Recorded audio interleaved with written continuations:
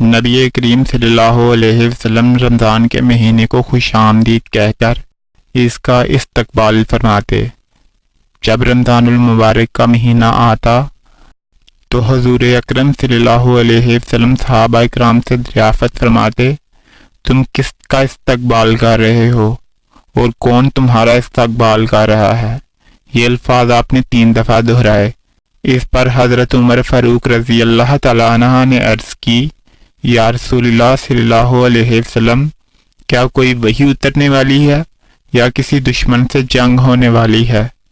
تو حضور اکرم صلی اللہ علیہ وسلم نے فرمایا، ایسی کوئی بات نہیں۔ پھر آپ صلی اللہ علیہ وسلم نے ارشاد فرمایا، تم رمضان کا استقبال کر رہے ہو جس کی پہلی رات تمام اہل قبلہ کو معاف کر دیا جاتا ہے۔